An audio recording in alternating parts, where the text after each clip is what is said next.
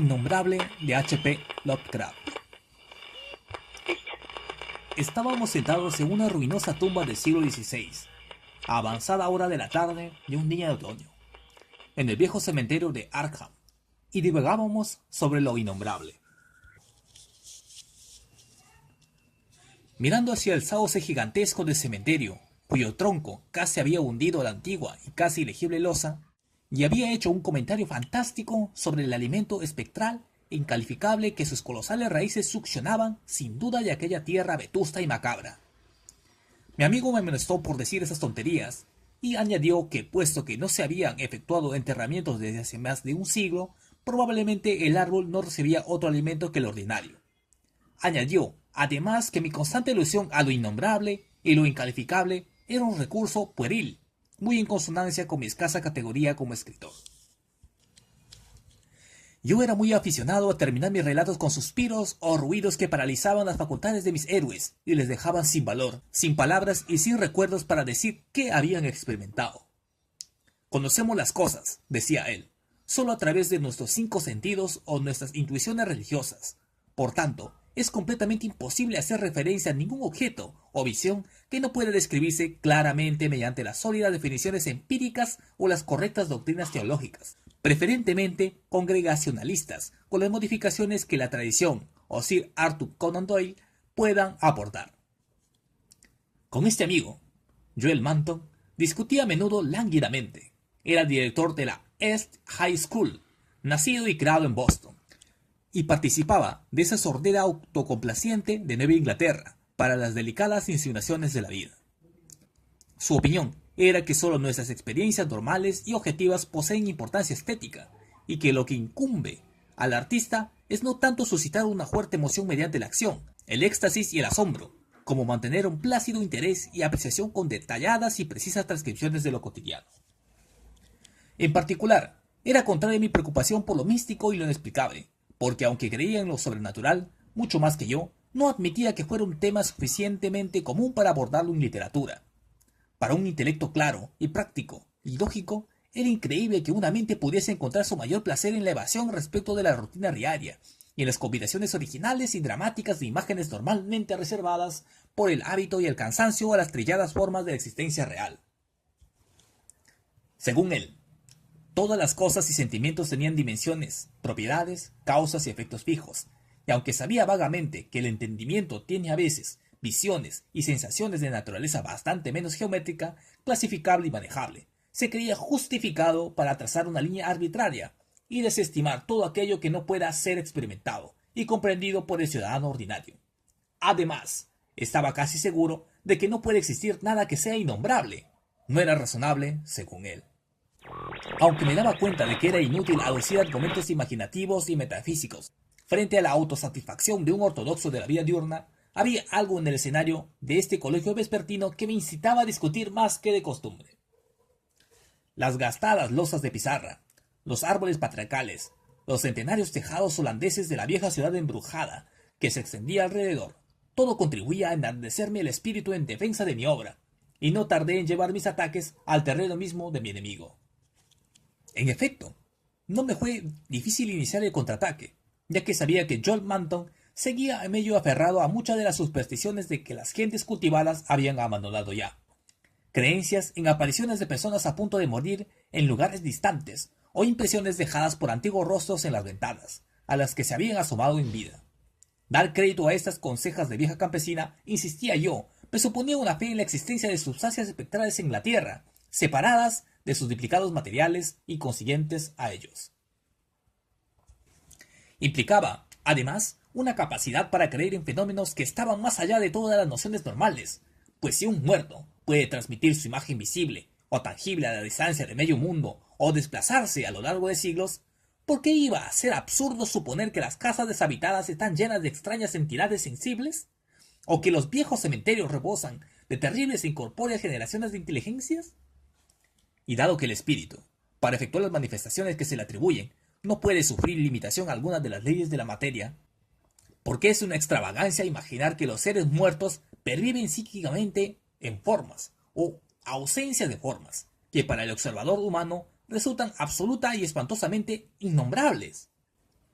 El sentido común, al reflexionar sobre estos temas, le aseguré a mi amigo con calor, no es sino una estúpida falta de imaginación y de flexibilidad mental. Había empezado a oscurecer, pero ninguno de los dos nos apetecía dejar la conversación. Manton no parecía impresionado por mis argumentos y estaba deseoso de refutarlos con esa confianza en sus propias opiniones que tanto éxito le daba como profesor. Mientras yo me sentía demasiado seguro en mi terreno para temer una derrota. Cayó la noche y las luces brillaron débilmente en algunas de las ventanas distantes, pero no nos movimos. Nuestro asiento, un sepulcro, era bastante cómodo, y yo sabía que a mi prosaico amigo no le inquietaba la cavernosa grieta que se abría en la antigua obra de ladrillos, maltratada por las raíces, justo detrás de nosotros, ni la total negrura del lugar que proyectaba la ruinosa y deshabitada casa del siglo XVII que se interponía entre nosotros y la calle iluminada. Allí, sentados en la oscuridad, junto a la hendidura tumba próxima a la casa deshabitada, conversábamos sobre lo innombrable, y cuando mi amigo dejó de burlarse, le hablé de la espantosa prueba que había detrás del relato mío del que más se había burlado él. El relato se titulaba La ventana del ático, y había aparecido en el número de Whispers correspondiente a enero de 1922. En muchos lugares, especialmente en el sur y en la costa del Pacífico, retiraron la revista de los kioscos a causa de las quejas de los estúpidos pusilánimes, pero en Nueva Inglaterra no causó ninguna emoción, y las gentes se encogieron de hombros ante mis extravagancias. Era impensable, dijeron, que nadie se sobresaltase con aquel ser biológicamente imposible. No era sino una conseja más, una habladuría que Cotton Mather había hecho lo bastante creíble como para incluirla en su caótica Magnalia Christi americana, y se hallaba tan pobremente autentificada que ni siquiera se había atrevido a citar el nombre de la localidad donde había tenido lugar el horror. Y en cuanto a la ampliación que yo hacía de la breve nota del viejo místico, era completamente imposible y típica de un plumífero frívolo y fantasioso. Mather había dicho efectivamente que había nacido semejante ser, pero nadie, salvo un sensacionalista barato, podría pensar que se hubiese desarrollado, se hubiese asomando a las ventanas de las gentes por las noches y se ocultara en el ático de una casa, en cuerpo y alma, hasta que alguien lo descubrió siglos después en la ventana, aunque no puedo describir qué fue lo que le volvió grises los cabellos. Todo esto no era más que descarada mediocridad, cosa en la que no paraba de insistir mi amigo Manton. Entonces le hablé de lo que había descubierto de un viejo diario redactado entre 1706 y 1723, desenterrado de entre los papeles de la familia, a menos de una milla de donde estábamos sentados. De eso, y de la verdad irrefutable de las cicatrices que mi antepasado tenía en el pecho y la espalda, que el diario describía. Le hablé también de los temores que abrigaban otras gentes de esa región, y de lo que se murmuró durante generaciones, y de cómo se demostró que no era fingida la locura que le sobrevino al niño que entró en 1793 en una casa abandonada para examinar determinadas huellas que le decían que había. Fue sin duda un ser horrible. Río es de extrañar que los estudiosos se estremezcan al abordar la época puritana de Massachusetts. Se conoce muy poca cosa de lo que ocurrió bajo la superficie, aunque a veces supura horriblemente con un burbujeo putrescente. El terror a la brujería es un destello de luz de lo que bullía en los estrujados cerebros de los hombres, pero incluso eso es una pequeñez. No había belleza, no había libertad. ¿Cómo puede comprobarse en los restos arquitectónicos y domésticos, y los sermones envenenados de los rigurosos teólogos? Y dentro de esa herrumbrosa camisa de fuerza se ocultaban farfullantes de la atrocidad, la perversión y el satanismo. Esta era, verdaderamente, la apoteosis de lo innombrable. Cotton Mather, en ese demoníaco sexto libro que nadie debe leer de noche, no se andaba con rodeos al lanzar sus anatemas, severo como un profeta judío y lacónicamente imperturbable como nadie hasta entonces. Habla de la bestia que dio a luz un ser superior a las bestias, aunque inferior al hombre, el ser de ojo manchado, y del desdichado y vociferante borracho al que ahorcaron por tener un ojo así. De todo esto se atreve a hablar, aunque no cuenta lo que ocurrió después. Quizá no llegó a saberlo, o quizás sí, y no se decidió a contarlo. Hay quien sí que se enteró, aunque no llegó a decir nada. Tampoco se dio explicación pública de por qué se hablaba con temor de la cerradura de la puerta que había al pie de la escalera de cierto ático donde vivía un viejo solitario, amargado y decrépito, el cual se había atrevido a levantar la losa de determinada sepulta anónima, sobre la cual, sin embargo, existen numerosas leyendas capaces de helarle la sangre a cualquiera. Todo está en el diario ancestral que encontré. Las secretas alusiones e historias susurradas sobre seres con un ojo manchado que andaban asomándose a las ventanas por la noche o eran vistos por los prados desiertos cerca de los bosques. Mi antepasado vio a un ser así en una carretera sombría que corría por un valle, el cual le dejó señales de cuernos en el pecho y de garras en la espalda, y cuando buscaron sus pisadas en el polvo, encontraron huellas mezcladas de pezuñas hendidas y zarpas vagamente antropoides. En una ocasión, un jinete de servicio de correo contó que había visto a la luz de la luna, unas horas antes del amanecer, a un viejo corriendo y llamando a una criatura espantosa que andaba a zancadas por Midwood Hill, y muchos le creyeron. Desde luego, corrió una extraña historia una noche de 1710, cuando el viejo solitario y decrépito fue enterrado en una cripta que había detrás de su propia casa, cerca de la losa de pizarra sin inscripción. Nadie abrió la puerta que daba acceso a la escalera del ático, sino que dejaron la casa como estaba, pavorosa y desierta. Cuando se oían ruidos en ella, la gente murmuraba y se estremecía, confiando en que fuese bastante sólido el cerrojo de la puerta del ático. Más tarde, esta confianza se vio frustrada cuando el horror se presentó en la casa parroquial y no dejó una sola alma viva o entera. Con el paso de los años, las leyendas adoptan un carácter espectral, pero supongo que aquel ser debió de morir si era una criatura viva. Su recuerdo sigue espantoso, tanto más espantoso cuando que ha sido secreto. Durante esta narración, mi amigo Manton se había ido quedando en silencio y observé que mis palabras le habían impresionado. No se rió al callarme yo, sino que me preguntó muy serio sobre el niño que enloqueció en 1793 y que parecía ser el héroe de mi historia. Le dije que el chico había ido a aquella casa encantada y desierta, seguramente movido por la curiosidad, ya que creía que las ventanas conservaban latente la imagen de quienes habían estado sentados junto a ellas. El chico fue a examinar las ventanas de aquel horrible ático a causa de las historias sobre los seres que se habían visto detrás de ellas, y regresó gritando frenéticamente. Cuando acabé de hablar, Manton se quedó pensativo, pero poco a poco volvió a su actitud analítica. Concedió que quizás había existido realmente un monstruo espantoso, pero me recordó que ni siquiera la más morbosa aberración de la naturaleza tiene por qué ser innombrable ni científicamente indescriptible. Admiré su claridad y persistencia, pero añadí nuevas revelaciones que había recogido entre la gente de edad. Las leyendas espectrales, aclaré, relacionadas con apariciones monstruosas, más horribles que cuantas entidades orgánicas podían existir, apariciones de formas bestiales y gigantescas, visibles a veces y a veces solo tangibles, que flotaban en noches sin luna y rondaban por la vieja casa, la cripta que había detrás y el sepulcro junto a cuya losa ilegible había brotado un árbol. Tanto si tales apariciones habían matado o no personas acornadas o sofocándolas, como se decía en algunas tradiciones no comprobadas, habían causado una tremenda impresión y aún eran secretamente temidas por los más viejos de la región, aunque las nuevas generaciones casi las habían olvidado. Quizá desaparecieran, si se dejaba de pensar en ellas. Es más, en lo que se refería a la estética, si las emanaciones psíquicas de las criaturas humanas consistían en distorsiones grotescas, ¿qué representación coherente podría expresar o reflejar una nebulosidad gibosa e infame con aquel espectro de maligna y caótica perversión, aquella blasfemia morbosa de la naturaleza?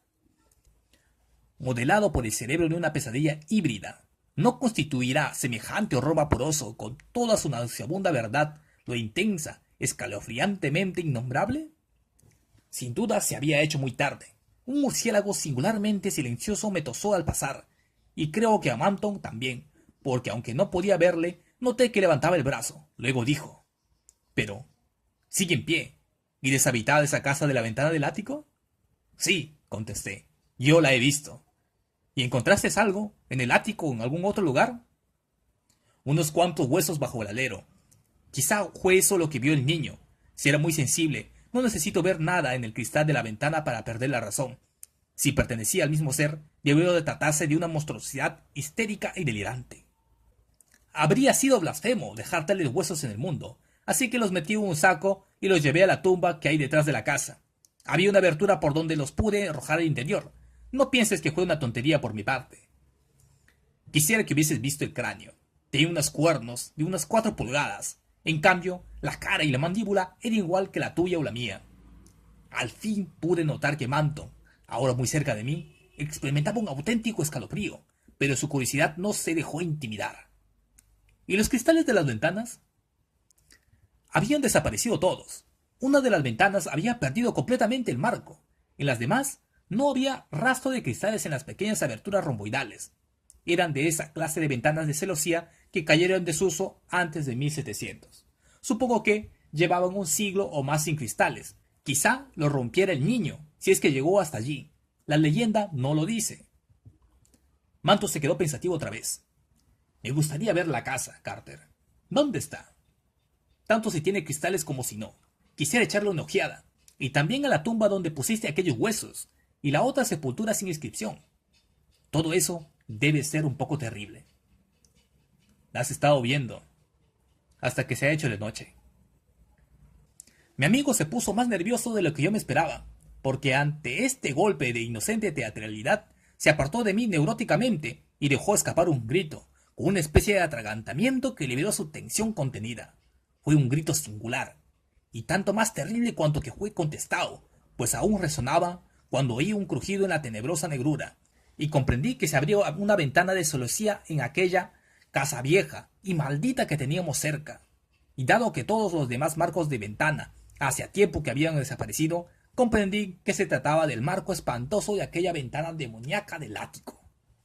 Luego nos llegó una ráfaga de aire fétido y glacial procedente de la misma espantosa dirección, seguida de un alarido penetrante que brotó junto a mí, de aquella tumba agrietada de hombre y monstruo. Un instante después fui derribado del horrible banco donde estaba sentado por el impulso infernal de una entidad invisible de tamaño gigantesco, aunque de naturaleza indeterminada. Caí cuán largo era en el moho trenzado de raíces de ese horrendo cementerio, mientras de la tumba salió un rugido jadeante y un aleteo, y mi fantasía se valía de ellos para poblar la oscuridad con legiones de seres semejantes a los deformes condenados de Milton. Se formó un vórtice de viento helado y devastador, y luego un tableteo de ladrillos y cascotes sueltos, pero misteriosamente me desvanecí antes de comprender lo que ocurría. Mandon, aunque más bajo que yo, era más resistente, porque abrimos los ojos casi al mismo tiempo, a pesar de que sus heridas eran más graves. Nuestras camas estaban juntas, y en pocos segundos nos enteramos de que estábamos en el hospital St. Mary. Las enfermeras se habían congregado a nuestro alrededor, en tensa curiosidad, ansiosas por ayudar a nuestra memoria, contándonos cómo habíamos llegado allí, y no tardado en saber que un granjero nos había encontrado a mediodía en un campo solitario al otro lado de Midtown Hill, a una milla del viejo cementerio, en un lugar donde se dice que hubo en otro tiempo un matadero. Mandon tenía 2 serias heridas en el pecho, así como algunos cortes o arañazos menos graves en la espalda. Yo no estaba malherido, pero tenía el cuerpo cubierto de morados y contusiones de lo que más desconcertantes, y hasta una huella de pezuña hendida. Era evidente que Manton sabía más que yo, pero no dijo nada a los perplejos e interesados médicos, hasta que le explicaron cuál era la naturaleza de nuestras heridas. Entonces dijo que habíamos sido víctimas de un toro resabiado, aunque resultó difícil explicar e identificar al animal. Cuando las enfermeras y los médicos nos dejaron, le susurré una pregunta sobrecogida. «Dios mío, Manton, ¿qué ha pasado? Esas señales, ¿ha sido eso?» Pero yo estaba demasiado perplejo para alegrarme, cuando me contestó en voz baja algo que yo medio me esperaba. «No. No ha sido eso ni mucho menos. Estaba en todas partes. Era una gelatina. Un limo. Sin embargo, tenía formas. 1000 formas espantosas, imposibles de recordar. Tenía ojos. Uno de ellos manchado. Era el abismo. El maestro. La abominación final. Carter. Era lo innombrable.